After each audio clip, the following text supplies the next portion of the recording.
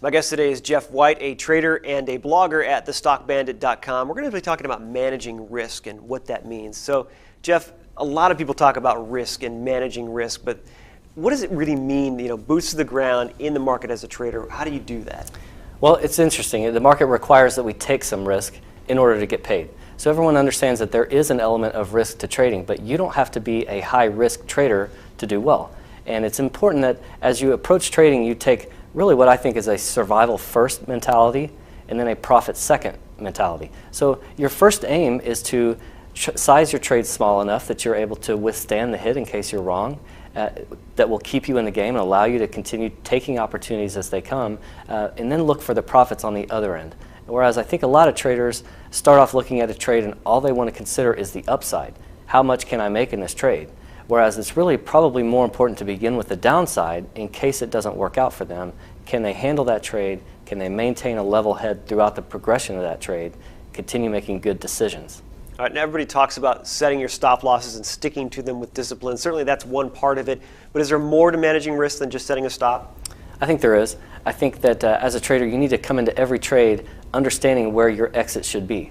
Personally, I'm a technical trader, so I want to know on the chart, where will this trend have failed? Where will this pattern have failed? And I need to know what area or what level on the chart I need to be out of this trade.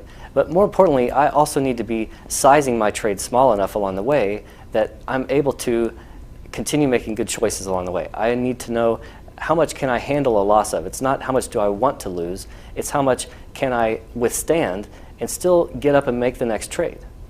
Now, a lot of traders talk about wanting to risk only a certain amount of their total account. What do you advise people that ask you about how much of my account should I be risking on any trade?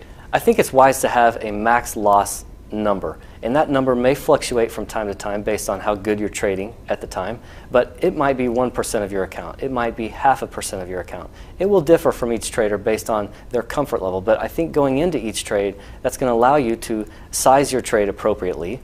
And I think it also adds a huge element of protection in terms of your confidence, because a lot of traders initially, when they enter a trade, they know that they've got to protect their capital. A lot of people forget or they fail to protect their confidence along the way.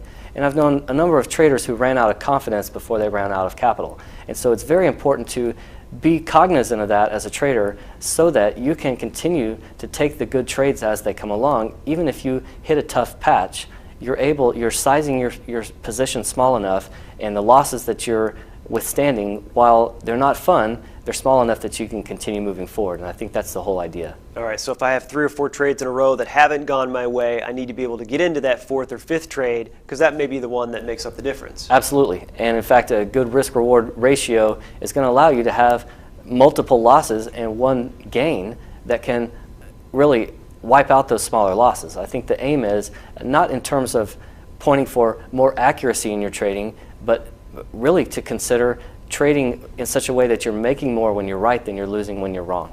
Jeff, thanks for your time. Thank you. You're watching the MoneyShow.com video network.